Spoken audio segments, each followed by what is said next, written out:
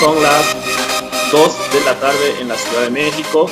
Quiero saludar a nuestros invitados del día de hoy. Se encuentra con nosotros el doctor Juan Fernando Carpio. Él es autor y catedrático de la Universidad San Francisco de Quito. ¿Qué tal, Juan Fernando? Muchas gracias por aceptar nuestra invitación en esta tarde. Saludamos también al doctor Felipe Munizaga. Él es chileno y nos acompaña en esta tarde desde los Estados Unidos.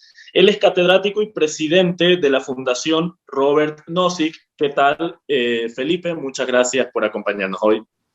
Mucho gusto. Y también saludamos a Gilberto Ramírez Espinosa, que nos acompaña desde Colombia. Él es director de la Unión Editorial Colombia. Tengo entendido que en estos momentos Gilberto está resolviendo unos pequeños asuntos de logística y de espacio, así que te damos el tiempo para que te puedas ubicar mejor, querido Gilberto, pero te saludamos y agradecemos tu participación en esta tarde. También saludamos, gracias Gilberto, y también saludamos como siempre a Víctor Hugo Becerra, que es nuestro anfitrión. Él es el director de México Libertario y quien propicia este agradable encuentro de los académicos liberales de nuestra región. Agradecemos también a Innisfree y a Unión Editorial, quienes hacen posible este agradable encuentro. En esta tarde vamos a hablar sobre dos obras muy interesantes del autor Hans Hermann Hoppe. Ellas son Monarquía, Democracia y Orden Natural y Una teoría del socialismo y el capitalismo. Sin duda, dos obras muy importantes y de gran referencia dentro de las ideas de la libertad, que en esta tarde vamos a poder abordar y vamos a poder discutir y compartir un poco acá entre nosotros, sobre todo para nuestro público y para la audiencia latinoamericana que nos acompaña en esta tarde y que muchas veces no tiene acceso a un mayor abordaje o a un mejor análisis de estas obras debido a que ellas se encuentran en otros idiomas. Así que hoy tenemos la gran oportunidad y el privilegio de poder compartirlas y de poder conocerlas mejor en nuestro idioma.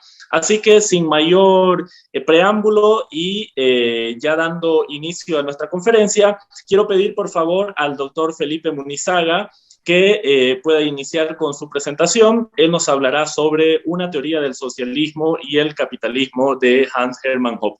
Muchas gracias, doctor Felipe. Con usted la palabra. ¿Cómo están, queridos amigos de América Latina? Yo transmitiendo en este minuto desde Rochester,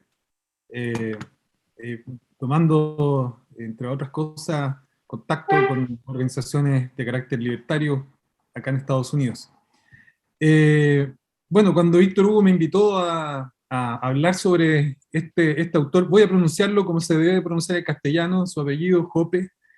De inmediato le dije que sí, porque estoy precisamente dando un curso desde Chile sobre la obra del autor, sobre 7 textos del autor, que se enmarca también dentro del curso de Pensadores Libertarios que damos en la Fundación Nozick. Así que me entusiasmó inmediatamente la idea y aquí estamos participando. Bueno, básicamente, bueno, y en virtud también del tiempo, bueno, también quiero saludar, antes de partir, a Enrique, obviamente a Gilberto, a Juan Fernando y a Víctor Hugo, que hizo posible que nos juntásemos el día de hoy. La obra de Hoppe en general es compleja. Hoppe es un autor bastante polémico. Si uno se adentra y profundiza en los textos, especialmente el texto sobre la monarquía, que así se tradujo en castellano, pero es la democracia, el Dios que falló, que cayó, es el texto, para mi gusto, es un texto muy polémico, especialmente, y es polémico en temas relativos, por ejemplo, a la segregación, a la secesión, en temas relativos a la inmigración, etc. Elegí hablar de este texto, Una teoría del socialismo y el capitalismo, porque es una obra precursora de aquella que acabo de nombrar. Esta obra se comenzó a gestar, según las propias palabras del profesor, en los años 80, a mediados de los años 80, y fue publicada por primera vez en el año 1989. ¿Cuál es la importancia de esta obra? Primero que en esa en el contexto en que estaba escribiendo el autor, aún no caían los países comunistas. La cortina de hierro existía aún, y estaba en proceso de fragua, estaba en proceso de ebullición, la destrucción de este socialismo de estilo soviético, del que también nos habla en la obra. ¿Cuál es la importancia que yo creo? Primero que es un texto que, como varios de los libros del autor, son proféticos. O sea, indagan en algunas tendencias, aportan datos, correlacionan otros datos, aportan enseñanzas de carácter histórico, refutan mitos que son muy extendidos, combate de frente, como todo libertario debiera ser, combate de frente del error, y lo más importante es que hace una descripción absolutamente detallada de las formas de socialismo modernas. Ya hay frases que yo quiero destacar de la obra, obviamente en el tiempo que tengo no voy a poder extenderme, para que ustedes tengan solo una idea. En el curso que damos desde Chile, cada texto son 2 horas solo de tratamiento del texto. Entonces voy a resumir lo que yo creo que es más importante. Y quiero partir con una frase que me dio mucha risa cuando la vi, porque creo que tiene toda la razón lo que dice Hans Hermann Hoppe. Él dice que el socialismo, creo que por acá lo tengo, convierte filósofos en borrachos. ¿Ah? Me dio mucha risa cuando lo leí porque siento que el socialismo tiene muchas cosas malas, pero hay cosas que son terribles. Y una de las cosas terribles es precisamente esto que en el sentido del humor germano, humor bastante negro y bastante elevado, uno puede entender como que en fondo trastorna la personalidad el socialismo. En alguna oportunidad escuché que Javier Milei, que espero que le vaya bien también en su candidatura, señaló que el socialismo es una enfermedad mental. Y en esta obra, en Una teoría del socialismo y el capitalismo, Hoppe entrega algunas luces de cómo este sistema sociopolítico, que tiene incluso una fundamentación, una base psicológica o psicosociológica, cómo trastorna y transforma incluso la propia psicología de las masas, incluso la propia psicología del individuo. Uno podría pensar que una corriente política solamente es o influye de manera externa al individuo.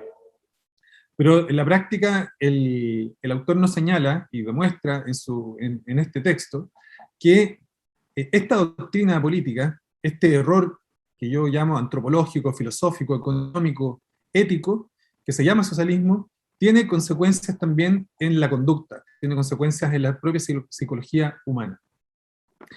Solamente a manera de contar, esta obra tiene un capítulo introductorio donde él comenta de manera general algunos presupuestos epistemológicos y también económicos y filosóficos que basan en este libro, y luego comienza a describir algunos conceptos de propiedad, algunos conceptos de contrato, de agresión, qué entiende por capitalismo, qué entiende por socialismo.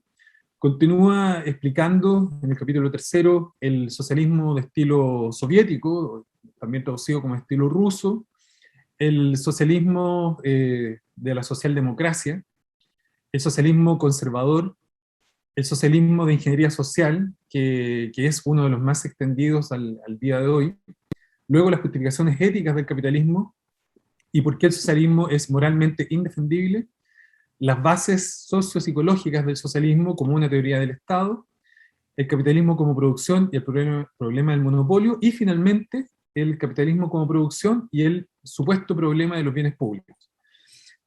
Hay muchas cosas que decir, pero voy a destacar las que yo considero que son más importantes. Una de las primeras ideas que él esboza es que, y esto también está basado en su ética de la argumentación, es que se entiende el cuerpo como un bien escaso.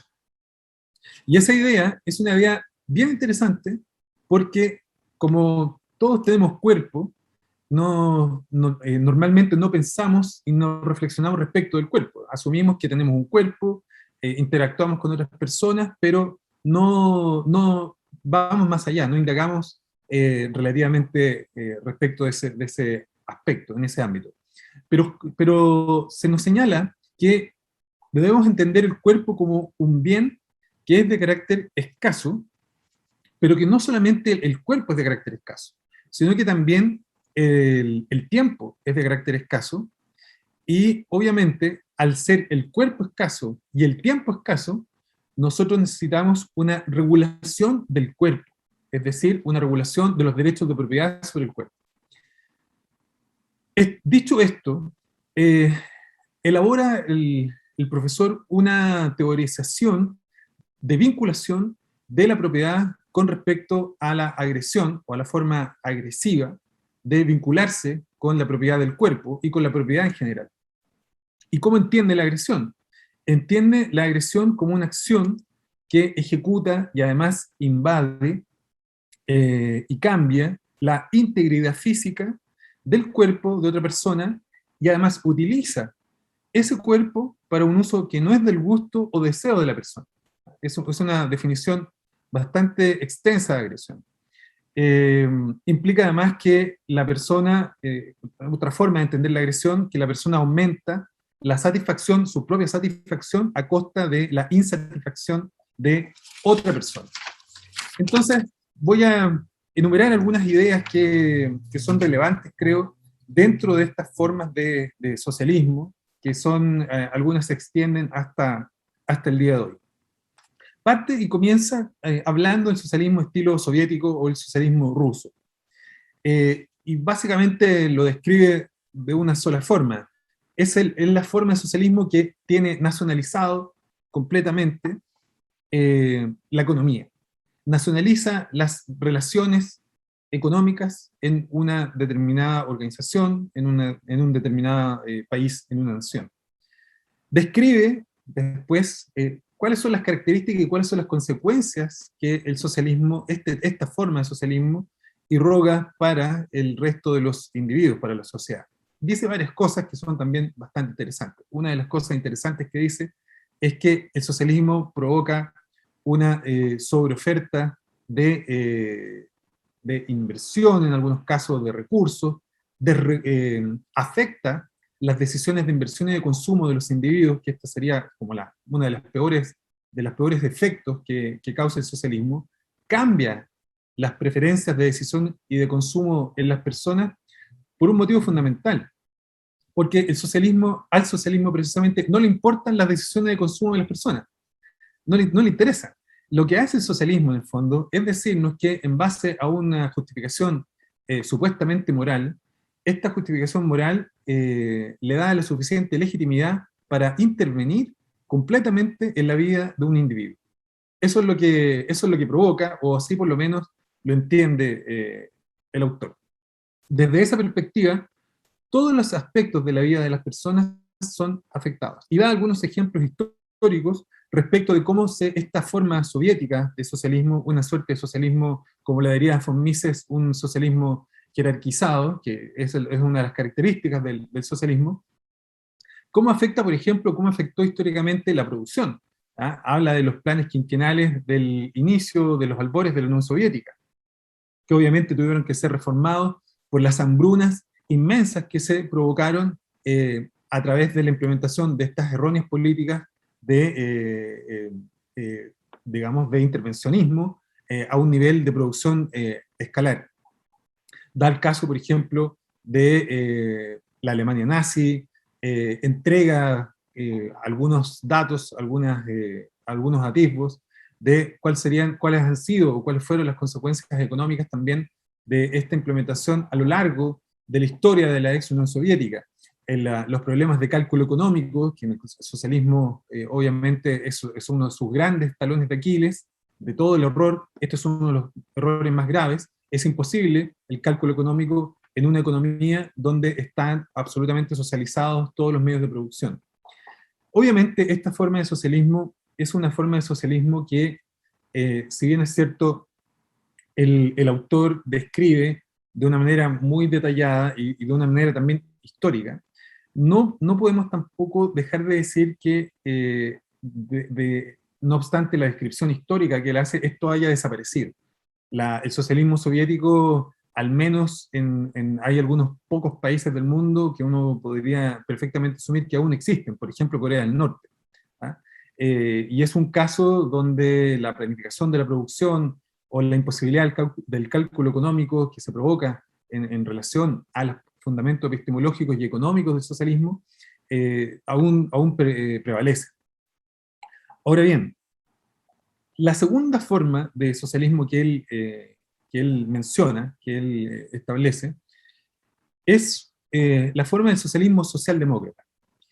Y también, y esto después lo perfecciona en la obra que va a ser comentada a continuación, en Monarquía o Democracia, el Dios que cayó, pero solamente voy a dar el atisbo de que el socialismo como socialdemocracia es entendida también como una forma de corrupción del liberalismo. Así también lo entiende en su obra el autor. ¿Cuáles son las diferencias entre la socialdemocracia y el socialismo de estilo soviético? Prácticamente ninguna. Hay una diferencia de grado. Incluso señala que hay un mismo tronco, hay una misma razón común, hay un mismo origen en ambas formas de entender el socialismo. Obviamente, en el socialismo socialdemócrata hay una cierta manera en que la propiedad privada se establece, hay una cierta forma en que la propiedad privada se considera. Obviamente, en los países occidentales, los países europeos, hay una opinión pública un poco más culta, hay una opinión pública o instituciones sociales y económicas un poco más desarrolladas o históricamente más desarrolladas, que han impedido establecer formas de socialismo estilo soviético. Pero eso no obsta a también establecer que hay ciertas minorías, como lo dice también el profesor, hay ciertas minorías que incluso en los países que son europeos y en partidos socialistas que aparentemente son moderados, también hay minorías que lo único que buscan es hacer completamente desaparecer la propiedad privada, socializar los medios de producción y obviamente generar un proceso de intervención absoluta en la vida de los individuos. Obviamente esto es un proceso paulatino que comienza fundamentalmente luego de la posguerra, cuando las democracias occidentales se comienzan a dar cuenta de los graves horrores de la época estalinista. Y esos horrores son anticipados por los partidos socialistas o socialdemócratas, y especialmente él da el ejemplo del Partido Socialdemócrata Alemán, que empieza a borrar de sus símbolos y borrar de su ideario todas aquellas menciones hacia el socialismo de estilo soviético. Y comienzan a girar hacia establecer unas nuevas bases políticas, filosóficas, incluso éticas, para reemplazar aquellas que fueron obviamente más criticadas desde la perspectiva del socialismo estalinista o el socialismo de estilo soviético. Desgraciadamente, esa forma socialdemócrata está muy extendida en la tierra. Incluso señala que Estados Unidos, que es la tierra de los libres, también sería una socialdemocracia. Y de hecho, una de las afirmaciones importantes que él hace en esta obra es precisamente señalar que hoy día todos los países son más o menos socialistas. Y eso es algo absolutamente terrible. La diferencia entre los países es el grado de socialismo. O sea, hoy día todos los países, incluso países que son de carácter minarquista o que tienen orientaciones minarquistas, como el caso suizo, donde existe un grado bastante alto de dispersión del poder, son países que tienen sendos grados de intervención en la economía y en la vida de las personas. Por ejemplo, el caso de Singapur, que en la obra Democracia, el Dios que cayó, también es señalado como un ejemplo, pero Singapur tiene una intervención del Estado bastante alta, incluso hay libertades individuales que son conculcadas por el Estado, no obstante ser una economía muy orientada hacia el mercado. Pero se nombran otras ciudades o ciudades-estado, por ejemplo el caso de Hong Kong, Liechtenstein, Mónaco, San Marino, etc. Luego de esta visión socialdemócrata, él analiza el socialismo de carácter conservador. Y esto también es muy interesante porque es precursor de la obra Democracia, de algunas ideas que salen en Democracia, el Dios que cayó, porque obviamente hay una crítica muy fuerte hacia el conservadurismo por también contener elementos socialistas, es decir, el conservadurismo también es socialista. ¿Y qué de socialista tiene el conservadurismo? Mucho, o todo. Una de las cosas, por ejemplo, que tiene el conservadurismo es que tiene un pasado feudal, y este pasado feudal es expresado, por ejemplo, en la serie de regulaciones de carácter económico que se permiten en función de mantener un cierto grado de estabilización política, social o económica en una determinada nación. Por ejemplo, las fijaciones de precios, que son cuestiones que la economía austriaca o los economistas serios, no socialistas o no keynesianos, siempre están combatiendo. En el socialismo de estilo conservador, esto se justifica. Se justifica de una manera bastante profunda. ¿Y por qué se justifica? Porque lo que el conservadurismo socialista quiere, o el socialismo conservador quiere, no es que desaparezca la institución de la propiedad privada. Lo que quiere en el fondo es que sea regulada, es que no se incorporen aquellos elementos que son de carácter disruptivo que la liberalización de las sociedades provocan en las naciones en general. Por lo tanto, lo que busca el socialismo conservador es estabilizar la sociedad a través, por ejemplo, de las regulaciones económicas, de la fijación de precios, del establecimiento de cuotas, etc. Por ejemplo, desde el punto de vista histórico, toda la estructura que es de carácter gremial en la etapa feudal de la historia de Occidente, está obviamente hoy día representada también. Los gremios tienen aún una importancia muy grande en países, por ejemplo, como Francia, en países, por ejemplo, como Alemania. Tiene una importancia muy grande, y esto es herencia, a su vez, de estas formas del socialismo conservador que busca este proceso de estabilización de precios. Ya que me queda poco tiempo, voy a ir directamente a lo que me falta, que es hablar del socialismo de ingeniería social. Esa es una de las formas más nefastas de socialismo que nosotros podemos conocer el día de hoy. Y esta forma el profesor Hoppe lo aborda de una manera también bien particular, porque señala que a este socialismo de ingeniería social, en la práctica, lo que le importa no son tanto los resultados, sino que lo que le importa es esta suerte de justificación moral del socialismo. ¿Y cuál es el presupuesto? El presupuesto en que se basa es que, si bien es cierto, reconocen que el socialismo, desde el punto de vista económico, no es superior al capitalismo, pero es moralmente preferible. Ese es el presupuesto epistemológico que está detrás de esta forma de socialismo que es de ingeniería social. Entonces, ¿qué es lo que hace este socialismo de ingeniería social? Lo que hace es intervenir, es experimentar con algunas políticas públicas que tienen una supuesta justificación moral, y esta justificación moral tiene ciertas consecuencias que son no solamente económicas, sino también son consecuencias prácticas, son consecuencias sociales, y que son consecuencias graves.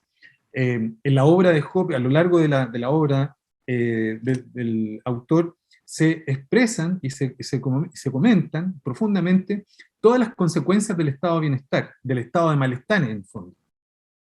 La desintegración de la familia, la intervención del Estado en las decisiones de los individuos, la erosión del principio de autoridad, la vulgaridad, un montón de problemas que están vinculados directamente con este clientelismo que genera el estado de bienestar. Por lo tanto, el socialismo de ingeniería social es una de las formas de socialismo más graves que nosotros podemos encontrar al día de hoy. La experimentación, por ejemplo, respecto de algunas políticas públicas como la acción afirmativa, ¿ya?, que el profesor Walter Block también ha señalado y ha denunciado desde la perspectiva de la investigación económica, que no sirven y que no cumplen absolutamente ninguno de los objetivos que supuestamente debieran lograr con aquellos grupos que son más desfavorecidos. El socialismo es la violencia agresiva contra víctimas inocentes, también nos señala el autor. No puede haber socialismo sin Estado, y siempre que hay un Estado hay socialismo, nos señala. Es decir, de alguna forma, el error que señala plenamente que ha tenido el liberalismo de manera histórica es, primero, darse a entender como que es necesaria la existencia del Estado. Por tanto, esta necesidad del Estado, que es falsa, que él además muestra que es falsa, apunta necesariamente a que el libertarismo se radicalice para, obviamente, sacar a la socialdemocracia y al liberalismo de la socialdemocracia y, obviamente, hacer que las personas puedan vivir la vida que ellos quieran tener. El Estado pone en acción al socialismo, obviamente basado en la ideología que busca el apoyo también de ciertos grupos que son vulnerables. El socialismo busca la intervención en ámbitos estratégicos, nos dice, con eso ya voy terminando, para romper la resistencia que generan sus políticas nefastas y añadir además soporte al Estado como agresor. El Estado se involucra en bienes o servicios que ayudan a promover, a prevenir la rebelión o las revoluciones, y por lo tanto, eso también justifica que el socialismo se meta en la educación. El socialismo busca establecerse en monopolios de bienes y servicios estratégicos para precisamente provocar que esta resistencia original de los individuos no sea tal y obviamente sea fracasada. Finalmente, ¿cómo se combate el socialismo dado toda esta descripción detallada que él hace profundizando en la estructura de este libro que es tan fantástico, tan maravilloso? El socialismo se combate con un cambio en la opinión pública. Lo que estamos haciendo hoy día, lo que hace México Libertario, lo que hace Fundación Nozick, lo que hace Enrique Key, lo que hace Unión Editorial, es combatir el socialismo desde la cultura. Y en la cultura, el libertario no puede apartarse de aquellos ámbitos donde puede influir en la opinión pública para sacarse esta carga pesada que se llama socialismo. La forma que el profesor propone, en el fondo, es a través de acciones como esta, a través de la vinculación con la cultura, en la cultura y obviamente desde una libertad entendida de manera absoluta y completamente radical. Muchas gracias, amigos. Ok, le agradecía al doctor Felipe por su exposición y ahora le vamos a dar la palabra a el siguiente expositor, que es Gilberto Ramírez Espinosa. Nos acompaña esta tarde desde Bogotá, Colombia. Él es director de Unión Editorial Colombia y hoy nos hablará sobre monarquía, democracia y orden natural, también del autor Hans Hermann Hoppe. Muchas gracias, Gilberto, y ahora con vos la palabra. Gracias, Enrique, y pues gracias a todos los que nos estén siguiendo en este espacio. Agradecerle a Víctor, por supuesto a Felipe y a Juan Fernando por la compañía. Y más en torno a un tema tan, bueno, no es solo un tema, es una persona de la cual pues yo admiro mucho e invito a que si no lo admiran, por lo menos lo lean, porque de Hoppe se dicen cosas de todo tipo, ¿sí? Ya Felipe lo anticipaba, ha sido un autor muy polémico. Generalmente, como suele pasar con estas cosas, se le extraen frases fuera de contexto y ya con eso, digamos, muchos sacan sus propias conclusiones. Solo voy a dar un ejemplo, que además es el más evidente en torno al libro al cual ustedes me invitaron a hablar, que lo editamos justamente con Unión Editorial, que es el de Monarquía, Democracia y Orden Natural, cuyo nombre original, en inglés, Democracy, the God that failed, ¿cierto? Democracia, el Dios que fracasó. Tiene ya más de 20 años, en inglés, en español unos 15, y pues ataca uno de los presupuestos, nada más ni nada menos, con el que se sostienen buena parte de los países hoy en día, ¿cierto? Es siempre de buen recibo partir, ni siquiera llegar a esa conclusión, sino partir de la premisa de que la democracia es buena, en la medida en que es buena, es necesaria, y en la medida en que es necesaria, es compatible con lo más íntimo de la naturaleza de los seres humanos. ¿Cómo puede ser la libertad? Y Hans Hermann Hoppe hace algo en lo que yo considero se queda corto, no porque el libro no sea bueno, sino que es demasiado bueno y tiene muchas aristas a explorar en torno a la tesis que él propone acá. Y básicamente voy a explorar dos. La primera es retomar un debate clásico que es íntimo de la filosofía política occidental misma, es sobre la conveniencia misma y el esclarecimiento mismo de qué es la democracia. Solo partamos de un hecho, y es que inclusive los mismísimos Platón y Aristóteles ya eran demasiado críticos de la democracia, o a eso que hoy en día se le ha venido a llamar democracia. Y que Hoppe retome esa tradición es muy valioso, ¿sí?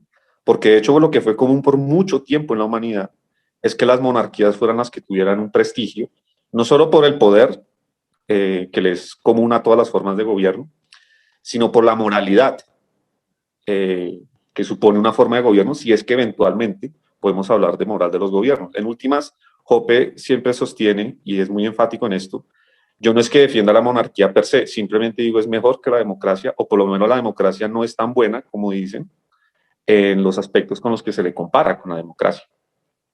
Pero en últimas él es favorable, y por eso el título en su versión española, de un orden natural. Orden natural es aquello que todo va a ser compatible, no solo con el ejercicio de la libertad misma, sino con el de la propiedad privada que le está asociada, ¿sí? En líneas generales, y eso por eso digo es tan importante tenerlo en cuenta, las formas de gobierno, en el debate desde los griegos hasta el día de hoy, siempre es en qué medida garantizan mejor cierto tipo de libertades fundamentales de las personas que están sometidas bajo ese tipo de forma de gobierno. Y aquí Hoppe empieza con un ejercicio que quiero que le pongan mucha atención a esto, porque yo creo que es justamente donde hay más vetas de exploración al respecto en torno a la tesis que él sostiene acá. Y es que como un buen representante de la Escuela Austriaca de Economía, tanto en sus aspectos de teoría económica como de filosofía política, Hoppe mezcla de manera permanente, y no solo en esta obra, sino en muchas de sus obras, teoría e historia, ¿cierto? La forma en la que se entienden los fenómenos sobre las bases de la lógica misma, de la praxeología, de la lógica de la acción humana, y la forma en la que efectivamente se han dado. Es decir, ya como en la historia se puede confirmar lo que la teoría nos afirma, ¿sí? ¿Cómo nos puede ilustrar mejor lo que la teoría nos afirma?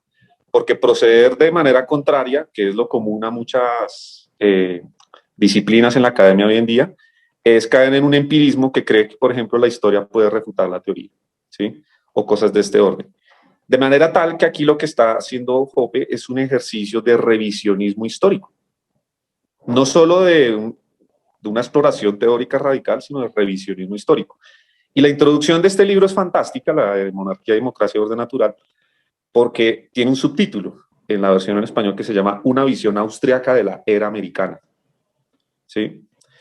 Y literalmente contrapone lo que para él fue el ejemplo de la monarquía más completa, digamos, la más compatible con la libertad que hayamos podido encontrar en la época contemporánea, que es la monarquía austrohúngara, ¿cierto? Lo que se conoce como el Imperio Austrohúngaro, y lo contrapone frente al ejemplo por antonomasia en la era contemporánea de lo que es una democracia, que es los Estados Unidos de Norteamérica, ¿verdad?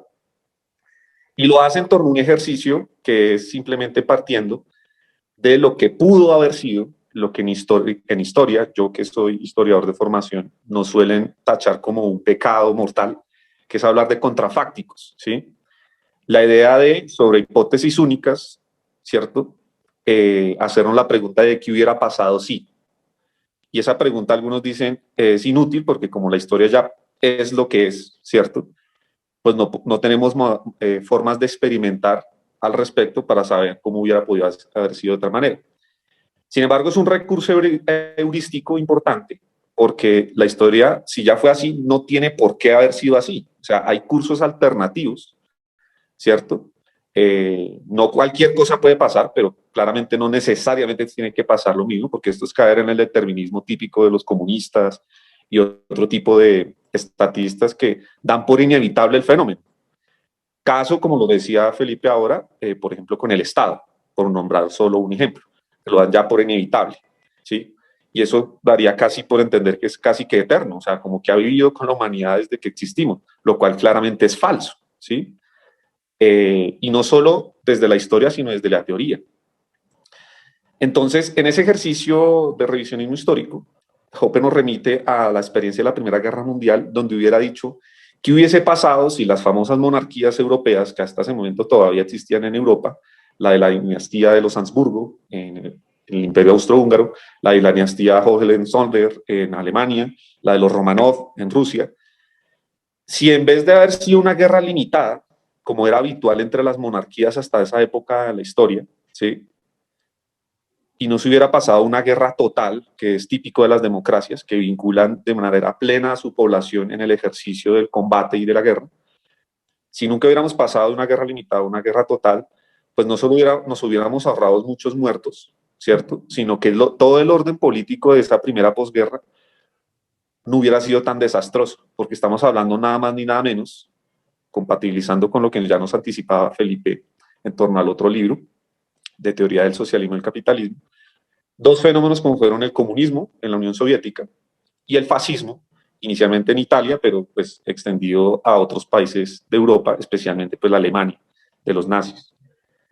Y la hipótesis es maravillosa, porque Hoppe, por obvias razones, es selectivo, ¿cierto? Uno en un libro no puede pretender decir todo, pero sí sentar las bases con las que poder decir muchas más cosas. Se agota en ejemplos de los Estados Unidos y la Europa, y sobre todo Europa occidental. Pero si nosotros extendiéramos este análisis de este libro a otros casos históricos, yo creo que nos podríamos llevar muchas sorpresas para confirmar lo que dice Hoppe e ir más allá de lo que dice Hoppe. Solo voy a dar dos ejemplos, y es en torno al ámbito en el que nosotros nos desenvolvemos aquí todos los presentes, que es en el mundo de habla hispana.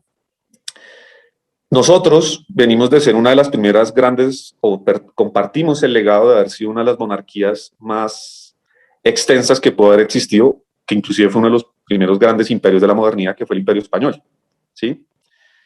Y tenemos un legado monárquico que bien valdría la pena explorar en vía de esta tesis, como la que dice Hoppe, no para concluir que seamos unos monarquistas, pero sí para desvirtuar las supuestas virtudes de la democracia.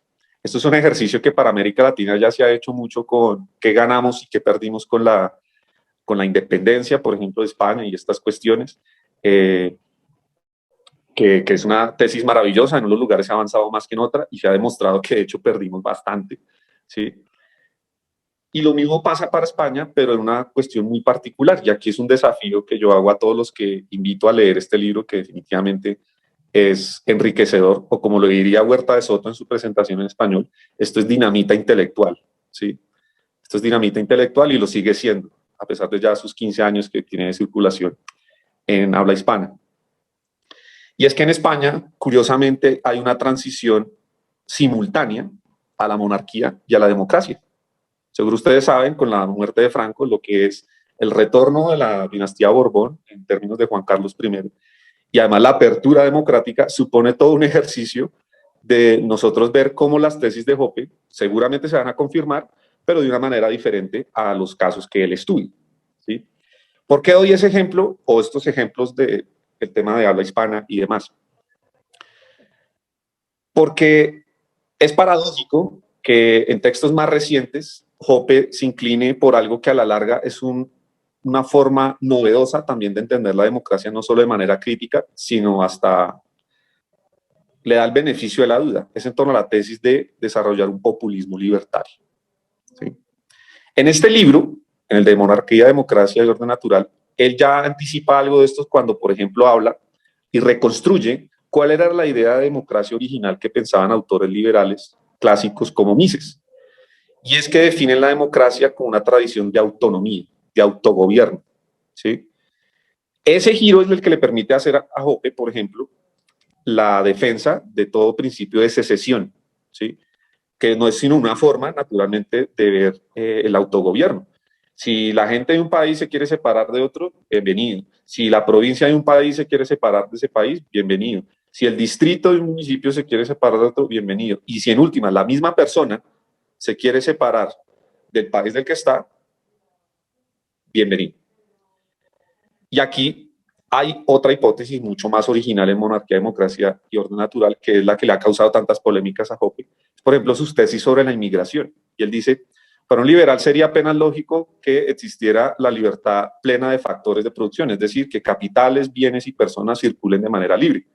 Lo que pasa es que los capitales y los bienes solo circulan por autorización de sus propietarios. Es decir, los capitales y los bienes no se mueven solitos.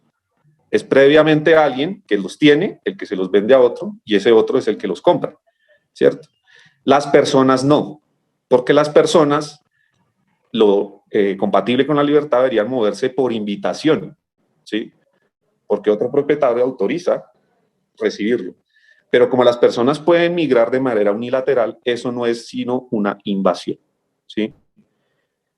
Y eso obviamente es vulnerar y violentar derechos de propiedad. Por lo tanto, él dice, mientras exista lo que tenemos, yo soy partidario de tesis de fronteras cerradas, no de fronteras abiertas, y obviamente esto ha generado un escándalo tremendo entre mucha comunidad libertaria, que independiente si están de acuerdo o no con la tesis, tienen que desarrollarla, ¿cierto?, para saber cuál es el trasfondo teórico e histórico con el que Hoppe defiende esto, ¿sí?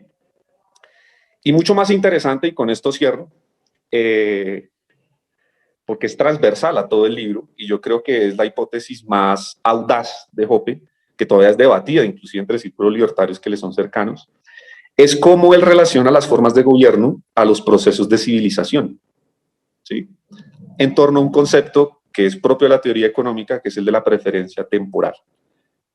Ese es del primer capítulo, el libro son 13 capítulos, como decimos en Colombia, no sé si en otras partes también lo dicen, es un libro que no tiene presa mala, ¿sí?, se le aprovechan todas las partes, ¿sí? Y el primero parte con esto, inmediatamente después de la introducción en la que habla de este ejemplo que les decía histórico en torno a la Primera Guerra Mundial y demás, él ya se introduce con su primer capítulo, que se llama Preferencia Temporal, Gobierno y Descivilización. ¿Qué nos dice aquí? La preferencia temporal es básicamente preferir bienes presentes a futuros. La tendencia de las personas es a que prefiere bienes presentes a futuro.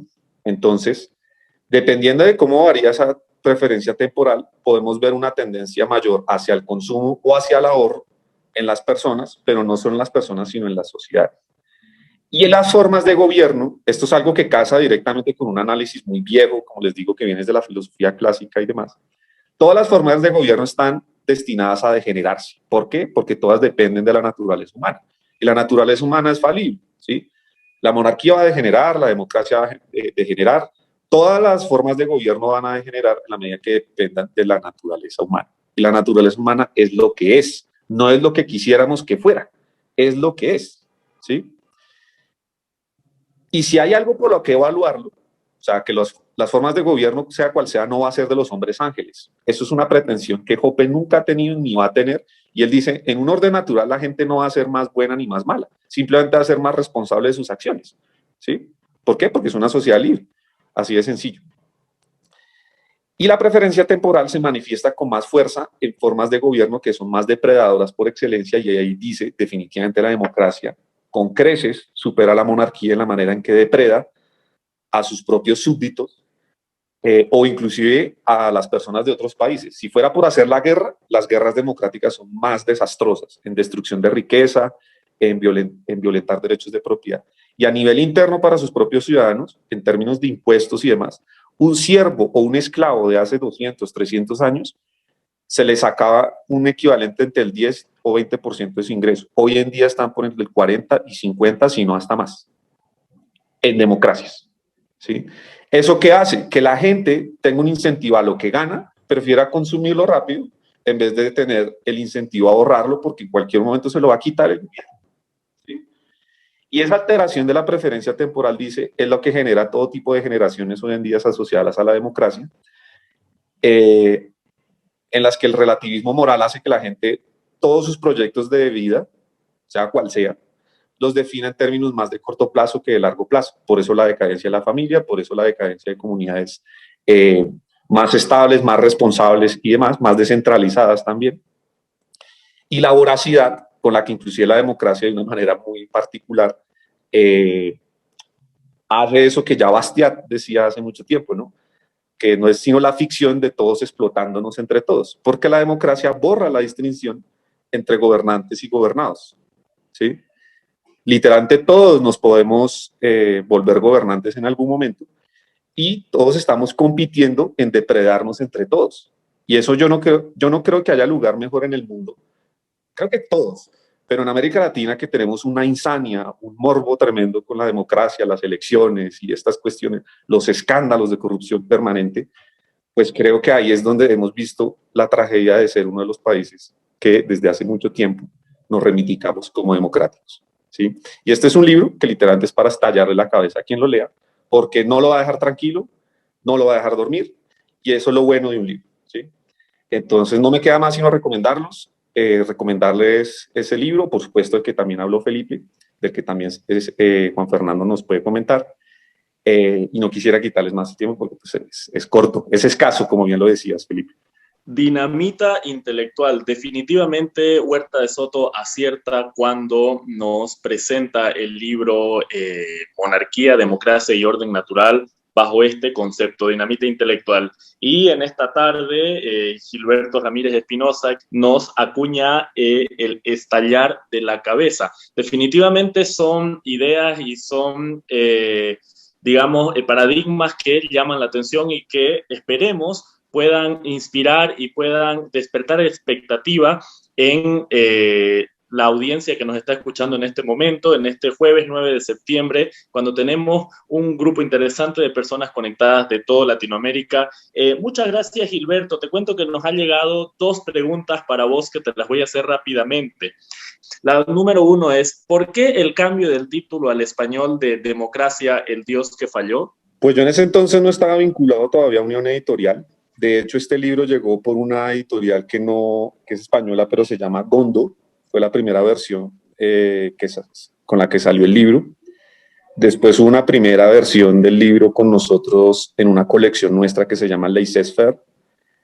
Y luego salió por una colección que es la que tenemos hoy en día, que se llama Anarcos. ¿Por qué quedó con ese título? Pues yo creo que Jerónimo Molina, en ese entonces, no sé si todavía, profesor de la Universidad de Murcia, en España, quien fue el traductor de la obra, consideró que era la forma más, si se quiere, desafiante o que mejor sintetizaba, ¿cierto?, la tesis original de Hoppe desde el título, ¿cierto? Y no sé si era porque no quería ser tan provocador de entrada, porque obviamente un título como Democracia, el Dios que fracasó, para alguien de pronto con mayores prevenciones, pues prefería ponerlo con un título más amplio que diera cuenta de la comparación entre sistemas de gobierno, formas de gobierno, lo que sea, y no de esta manera. Yo honestamente hubiera preferido que hubiera conservado del original. Yo en ese momento no pude decidir sobre esa decisión, porque hay un chiste o un meme que me gusta mucho, que se llama el Starter Pack del Austrolibertario, que es Guns, Gold and God That Failed, ¿sí? Tú con oro, armas y este libro, mejor dicho, tienes el paquete completo. Pero estoy casi seguro que pudo haber sido una razón como esta. Muy esclarecedora tu respuesta, te agradezco, Gilberto. Y bueno, tenemos otra pregunta que la vamos a dejar para la parte final, porque ya quiero darle el turno a Juan Fernando Carpio. Él es catedrático de la Universidad de San Francisco de Quito, que nos acompaña esta tarde, a quien le agradezco su participación. Y ahora va con vos la palabra. Muchas gracias, Juan Fernando. Muchas gracias, Enrique. Bueno, primero que nada decirles que no me pediría por nada del mundo esta presentación, porque yo traduje el libro de Hoppe, A Theory of Socialism and Capitalism, junto a un equipo de otros voluntarios, pero más de la mitad del libro fue personalmente. Me tomó una década y vale la pena, es un libro fantástico. Otra cosa, decirles que me da mucho gusto estar en un foro con queridos amigos como Víctor Hugo y Gilberto. Felipe y Enrique, mucho gusto y felicitar además a Felipe por su presentación. Fíjense que con todo el detalle que él hizo de la obra de Hoppe, es un autor tan rico que aún así tengo muchos apuntes de cosas que se le quedaron por fuera a pesar de su excelente exposición. Y bueno, yo les quiero hablar de Hoppe, ya que ustedes han hablado también de estos 2 libros, de sus 2 libros u obras principales en realidad. Quiero hablar un poco del autor y ahí metemos un poco de estos apuntes pendientes. Entonces, lo primero que les quiero decir es que Hoppe es un heredero incluso más directo, más puro de las enseñanzas de Mises que el propio Rothbard, su adorado maestro. Y incluso en la propia terminología, mientras que Rothbard era un seguidor del canon de Bacon y de ley natural, etc., Hoppe aprovecha la metodología y la terminología, como decía, de Mises para desarrollar lo que ya mencionó Felipe, que es la ética de la argumentación, y bajo esa ética de la argumentación desarrollar todo un sistema que no requiere del deber ser, como sí es, en ciertos sentidos, todo el trabajo previo que se hizo en ideas libertarias. En ese sentido, Hoppe es un pionero y es un metodólogo antes que nada, es un filósofo antes que nada. Y ¿qué es esta ética de la argumentación? Como Felipe Minge, incluso en el jardín o del cuerpo humano. En ese sentido, Hoppe hace algo que ni el propio Rothbard, y lo está diciendo un Rothbardiano convencido, y es colocar la escasez como el hecho central del análisis, tanto económico como del derecho, como en general de los fenómenos sociales o humanos, porque al no haber puesto la escasez como un hecho tan central, es que otros autores, incluyendo el propio Rothbard y muchos autores libertarios, a pesar de su genialidad, de su brillantez, no pudieron dar con ciertas respuestas o pre-refutar o prefutar, no sé cómo se diga esto en español, pero ideas de la socialdemocracia moderna como la mal llamada propiedad intelectual y todo eso. Entonces el genio de Hoppe es tal que va a la raíz de los temas, incluso matando malas ideas ya desde donde podrían surgir. Entonces, ese es el tema de la ética de la argumentación y es un desarrollo importante, es un aporte a la teoría, a la teoría de los derechos individuales y los derechos de propiedad. Sobre la definición de capitalismo de Hoppe, ¿qué es la definición de capitalismo de Hoppe o de Hoppe? Es la institucionalización del respeto a los derechos de propiedad y, por supuesto, de autopropiedad. En esto ha desarrollado mucho trabajo un hoppeano o un discípulo de Hoppe muy avanzado, probablemente el mejor, Stefan Kinsella, en el tema de la autopropiedad. Y, por supuesto, la definición de socialismo es lo contrario, es la institucionalización de la agresión contra los derechos de propiedad y autopropiedad. Y entonces entra algo que nos recordó Gilberto también muy acertadamente, y es que aquí entra el tema de la preferencia temporal. En otras palabras, si es que los sistemas políticos, mientras más, y económicos en general, mientras más avanzado o mayor el grado de socialismo, más preconfiscado tenemos el futuro. Y por eso, como mencionaba Felipe, hay una tendencia de los sistemas con más Estado, con más invasión de los vecinos. Pero en el fondo, ¿qué es esto de la democracia y qué es esto del Estado? Son los vecinos tomándose derechos sobre nosotros que no se tomarían individualmente. Es una forma institucionalizada de la cobardía, básicamente. Y entonces, cuando tenemos esta preconfiscación del futuro, el futuro está preconfiscado, nos ha sido prerrobado, preanulado, premutilado, evidentemente el presente toma o cobra un rol desproporcionado. Y por eso es que tenemos comportamientos de todo tipo en que prima el consumo por sobre la inversión. Y esto podemos notar, por ejemplo, y Hoppe lo menciona en Democracy, The God That Failed, que yo también deploro la traducción de su título, me sumo a eso, amigos. Ojalá se llamara Democracia, el Dios que falló, punto, porque ese es el nombre del libro. Y es que, por ejemplo, tenemos las tasas de interés decrecientes en Occidente, lo cual significa que cada vez hay más confianza a futuro y cada vez hay más, por supuesto, un ahorro más, no solo no se trata de porcentaje de ahorro, sino la calidad de ese ahorro. No solo hay un tema de cantidad. Recuerden, en esto la escuela austríaca va más allá de estos análisis torpes y toscos, incluso de las escuelas más cercanas como las de Chicago, en que nosotros vemos un aspecto ya cualitativo, no solo cuantitativo, de temas como dinero y en este caso del ahorro. Entonces es la calidad del ahorro, es el largoplacismo del ahorro. Y estas tasas, esta tendencia decreciente de las tasas de interés en Occidente se destruye, por supuesto, llegado el siglo XX, que es el siglo del estatismo. Como decía Rothbard, justamente, lo mejor que podríamos hacer es abolir el siglo XX, en el sentido de todos sus supuestos avances políticos y en general, este crecimiento brutal del Estado y de la invasión del Estado a todos los aspectos del individuo y de la familia. Entonces, ¿qué vemos como resultado de esta caída o de esta elevación de la preferencia temporal, en otras palabras, o de esta caída del largoplacismo? Cuando tenemos preferencia temporal alta, es decir, tenemos una alta preferencia o intensidad por el presente, vamos a notar ciertas cosas a nuestro alrededor. Vamos a notar que hay menos inversión personal, notamos que hay menos cultivo personal, menos educación en artes y filosofía. Cuando recibíamos a los amigos, antes cuando la gente recibía amigos, les entertain friends, ahí el término en inglés, ¿no es cierto? Entertain your guests, porque alguien sabía tocar guitarra, alguien declamaba poesía, alguien tenía algo que leerles que había escrito, qué sé yo, pero la gente se cultivaba para entretener a los demás. Por supuesto, esto no es un alegato anti-tecnología, como el que más yo soy amante de la tecnología.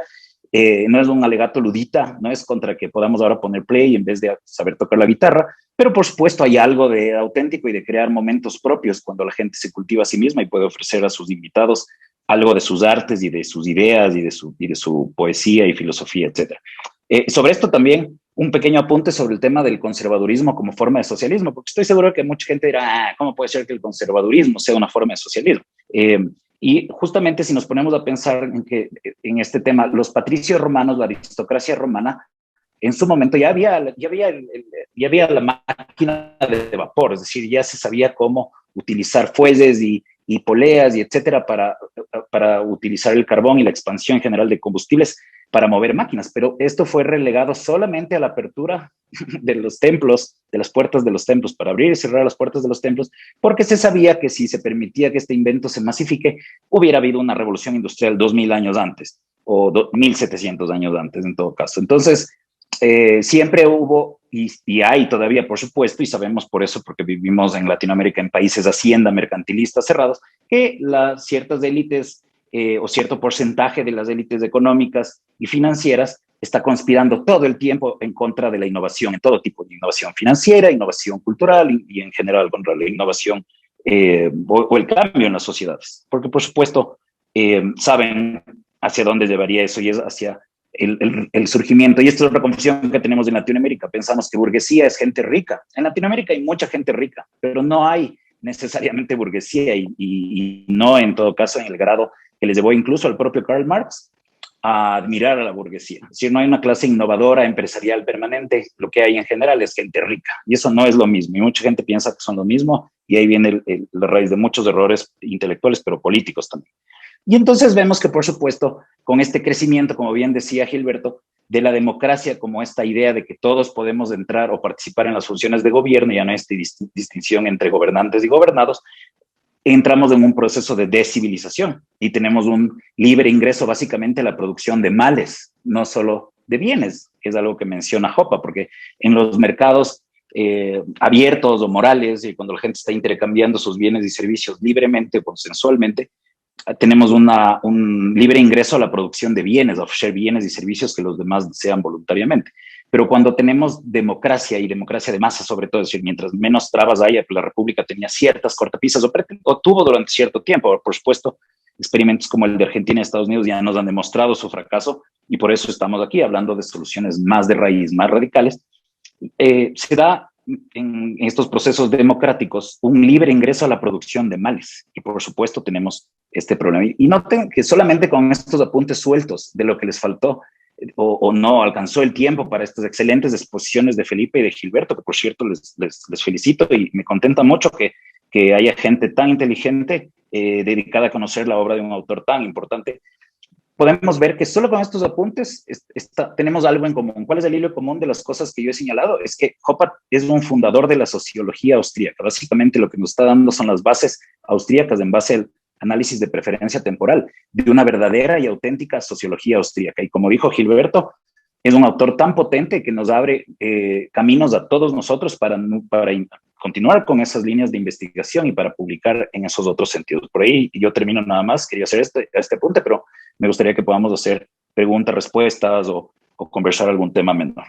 Muchas gracias, Juan Fernando, quien participa con nosotros desde Ecuador. Quiero saludar nuevamente a Gilberto, a Felipe, a Víctor Hugo en esta tarde 9 de septiembre, cuando estamos comentando y estamos analizando las grandes obras de Hans Hermann Hoppe, como son Monarquía, Democracia y Orden Natural, aunque acá todos coincidimos en que preferiríamos que conserve su nombre de Democracia, el Dios que falló, yo me sumo a ese consenso, y Una teoría del socialismo y el capitalismo. Quiero ahora hacer la siguiente pregunta que nos había llegado desde nuestra audiencia, que es la siguiente. Alguien acá, alguno de ustedes, si gusta, me la puede responder. ¿Podría ser que el grado de socialismo de un país sea inversamente proporcional a su grado de ignorancia? Aquí dejo abierto a quien guste respondérmela. Felipe, parece que Felipe está con ganas de responderla. Adelante, Felipe. Depende de cómo defines ignorancia. Depende de eso, porque en el fondo, todos somos ignorantes en algo. ¿No? Todos somos ignorantes en general. Lo que podemos aspirar a lo más es a reducir la ignorancia. No podemos decir que sabemos, ¿ya? Ahora, si se refiere a la ignorancia económica, en particular, porque en el fondo el profesor Hoppe señala precisamente que el socialismo es un ataque al derecho a propiedad, no sé, lo define de esa forma. ¿Qué pasa en Occidente? Uno podría decir, por ejemplo, que en las universidades de Estados Unidos hay ignorancia económica. Sí y no, o sea, voy a explicarlo. O sea, hay gente que investiga economía, hay escuelas neo-keynesianas, keynesianas, marcianas, a los marxistas le llaman marcianos, hay escuelas austriacas, etc. Hay entrega de premios Nobel incluso a personas que son de raíz keynesiana o neo-keynesiana. Y sabemos desde la historia económica, solamente hay que leer Historia del Pensamiento Económico de Rothbard para darse cuenta que el keynesianismo realmente más problemas que soluciones provoca. Entonces, la duda que nos asalta, por lo menos que a mí me asalta respecto a la pregunta, es si efectivamente hay ignorancia económica, o tal vez la otra posibilidad es que no haya ignorancia económica, sino que simplemente se asuma algo que dice en este libro, que es una teoría del socialismo y capitalismo, que es que sabiendo las ventajas y la superioridad del capitalismo sobre el socialismo, igualmente se prefiere el socialismo por una cuestión moral. Entonces, creo que por ahí va la explicación, porque de otra forma no puedo entender, tampoco puedo entender que países que saben el avance económico que han tenido, como el caso de Chile, hoy día se quiera suicidar con una asamblea constituyente. No, nadie lo entiende. Yo acabo de la semana pasada juntarme con el profesor Brian Kaplan, a quien conocí cuando hice una pasantía en George Mason años atrás, y él me preguntaba y no podía entender cómo es posible que gente como los chilenos quieran suicidarse. Entonces, creo que la explicación está ahí, y no la doy yo, sino que la da el profesor Hoppe, en términos que se prefiere el socialismo al capitalismo simplemente porque se asume, erróneamente, que tiene superioridad ética, solamente por eso. Muchas gracias, querido Felipe Monizaga. Definitivamente acá en Latinoamérica vivimos constantemente en el retroceso, y como yo siempre digo, el nuevo progreso es el retroceso es el nuevo progreso. Es la verdad muy preocupante y alarmante que Bolivia, que es mi país, y esto yo no lo digo precisamente con orgullo, sea una especie del nuevo modelo sociológico, cultural a seguir. Es decir, en Chile están tratando de imitar al pie de la letra esta moda y este delirio plurinacional que hemos exportado los bolivianos, y Perú está haciendo lo propio con su Evo Morales peruano ahora en el poder, el señor Castillo. Y en línea con este asunto que estamos abordando ahora, llega la siguiente pregunta que dice así, y me gustaría que me la respondas, Gilberto, es la siguiente. Considerando el debate actual en Latinoamérica, ¿es posible o viable una unión política y de propósitos entre liberales, libertarios y conservadores? Sí, sin duda. De hecho, yo soy uno de los que me inclino abiertamente por esa alianza. Lo que pasa es que aquí hay que aclarar varias cosas.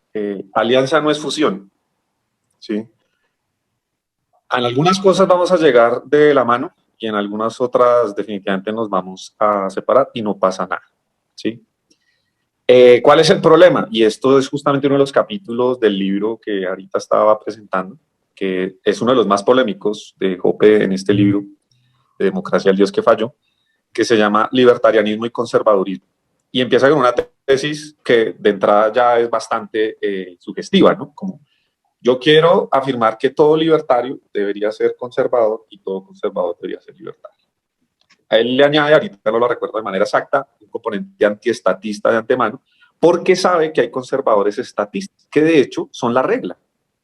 La excepción es encontrar conservadores antiestatistas que ya ni siquiera son conservadores, sino genuinamente reaccionarios. Y aquí cito un autor que yo sé que Hoppe debe conocer, nunca he tenido la oportunidad de decirlo si lo conoce, que es un colombiano que se describe a sí mismo como reaccionario, que se llama Nicolás Gómez Dávila, al que recomiendo a todos ustedes, de hecho una reseña que le hizo Huerta de Soto en la revista Procesos de Mercado el año antepasado, si no estoy mal, a la hora de este señor Nicolás Gómez Dávila, que él define como un anarcotradicionalista. Sí, una expresión ya bastante compleja. Pero la mayoría de los conservadores, como son estatistas, son aliados para victorias pírricas, ¿sí? Y eso es lo que ha pasado en América Latina. Inclusive tenemos un ejemplo tan cercano, muy buen ejemplo, porque allá hay un proceso libertario, que el idioma pues, nos termina siendo una frontera, que es el del Brasil.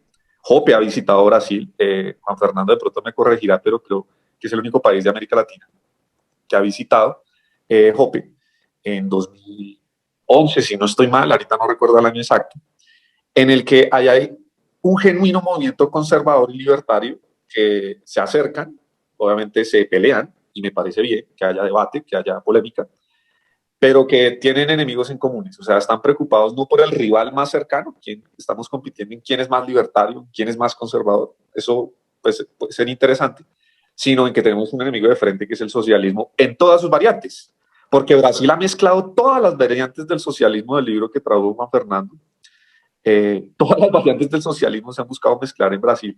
La única que quizá no triunfó, porque ha sido la excepción en América Latina, aunque se intentó, fue la versión soviética, que Cuba, Nicaragua, Venezuela son los que la han vivido de la manera más extrema.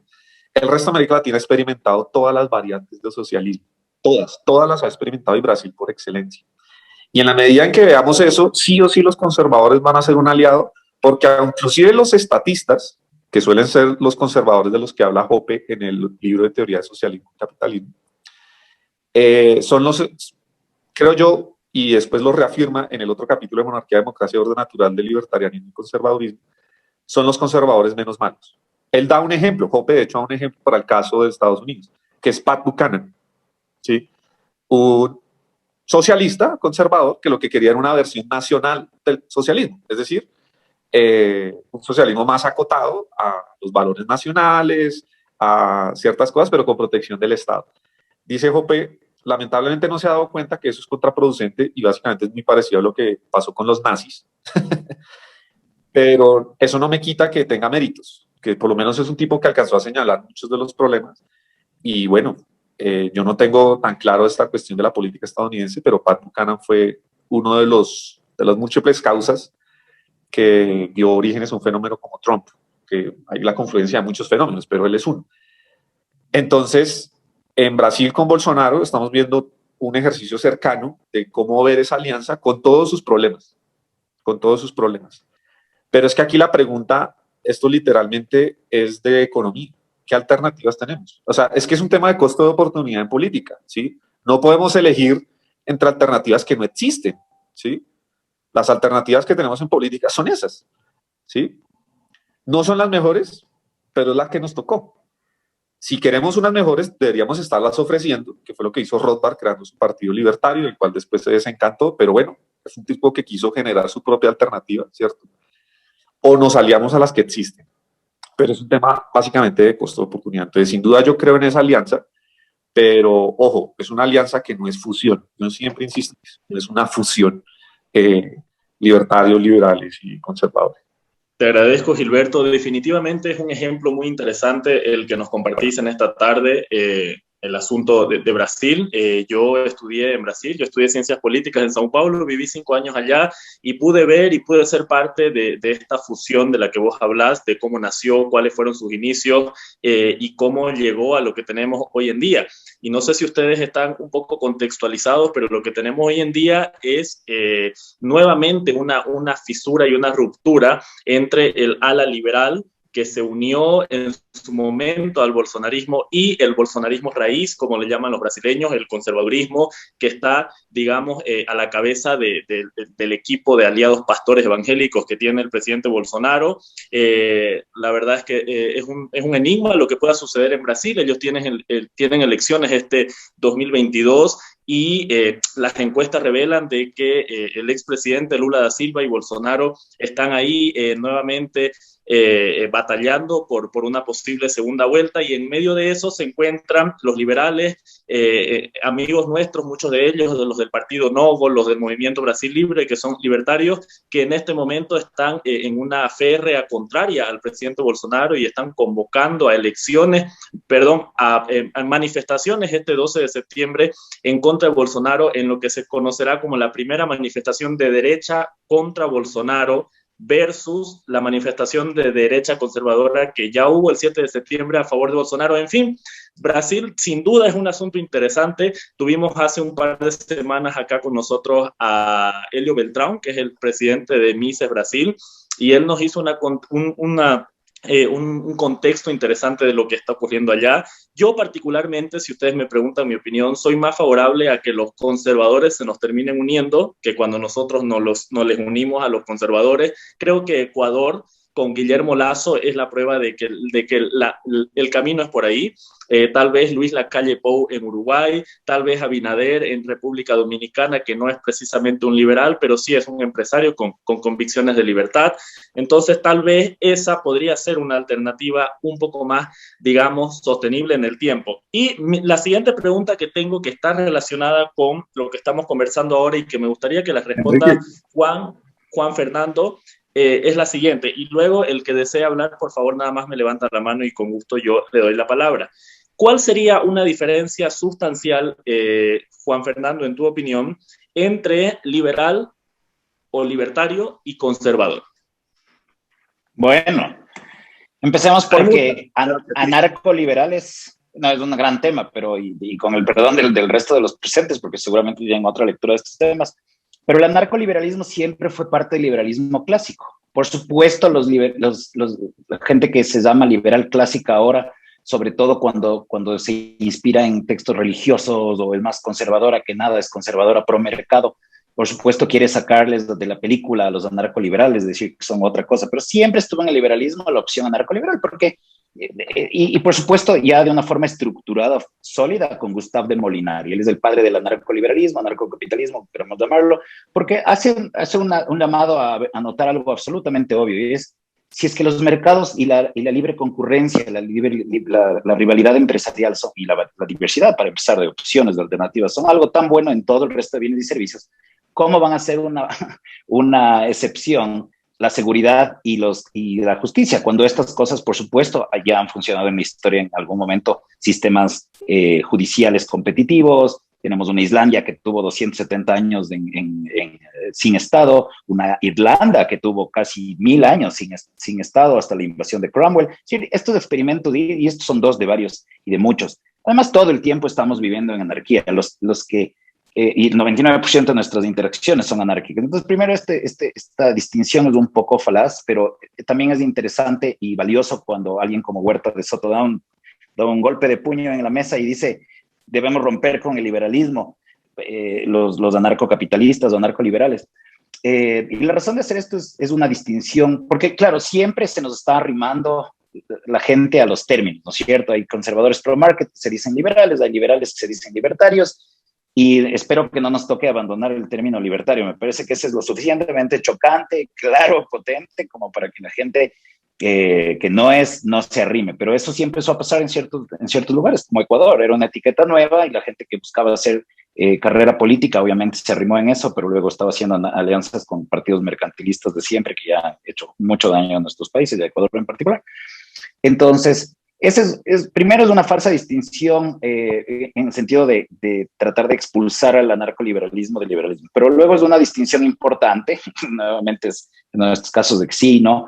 Pero es una distinción muy importante de hacer al final del día, porque si ya concediste que los servicios judiciales y de seguridad solo puede proveerlos los políticos y unas burocracias, ya estás arruinado. O sea, solamente es un asunto de grados hasta llegar a Cuba.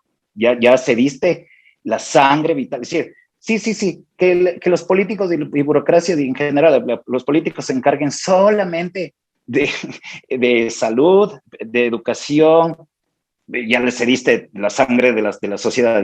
No, solamente las fronteras y pesos y medidas y el sistema judicial y la protección en las calles. Y ya desde ahí ya vas a empezar todo tipo de atropellos, de injusticias, tener ciudadanos de primera y de segunda. Sí, ya está cediendo la raíz del mal. Y como decía Thoreau, me parece que decía que hay 1000 personas atacando las ramas por cada persona que ataca la raíz del mal. Y el llamado a los libertarios, anarcoliberales, anarcocapitalistas, como queramos llamarnos, es atacar siempre la raíz del mal. Sobre los conservadores, ¿qué te puedo decir? Es un término que no significa nada y todo a la vez.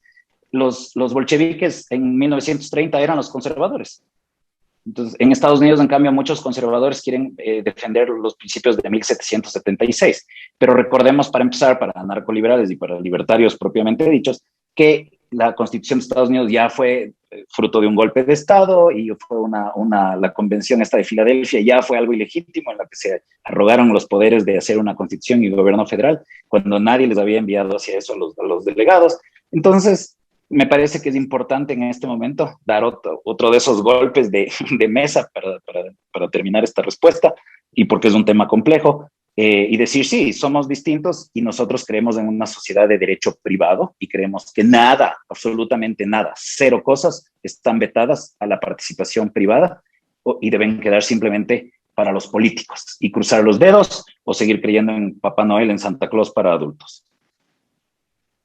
Wow, sensacional respuesta, la verdad, Juan Fernando, cada que hablas es poesía para mis oídos. Realmente esta tarde ha sido de las que más he disfrutado de todas las transmisiones que hemos hecho con México Libertario. Los aportes de Felipe, de Gilberto, tus aportes, Juan Fernando, realmente son un divisor de aguas y traen una nueva lectura y sobre todo una provocación a las generaciones actuales de liberales que están ahí en esa constante, digamos, tormenta de opiniones, de ideas, de versiones, de autores, de corrientes, y que cada uno tendrá que encontrar, creo yo, el camino y la senda que mejor le acomode para defender estas ideas nobles, estas ideas eternas que son pues las ideas de la libertad. Y una última pregunta que acá la dejo en abierto, que nos llega desde el público, es la siguiente.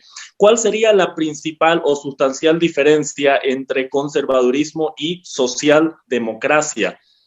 ¿Quién se anima a respondérnosla? Con eso ya vamos concluyendo. Gilberto fue el primero en levantar la mano, así que vamos con vos, Gilberto. Pues aquí hay algo clave en la definición de conservadurismo y es que está definiendo un verbo, ¿no? O sea, conservar ya supone, me gusta el término conservar porque define muy bien lo que es elegir, ¿no? O sea, entre muchas cosas que yo podría conservar, soy más selectivo con unas, que es lo que hacemos siempre, a toda hora, desde que tengamos que elegir.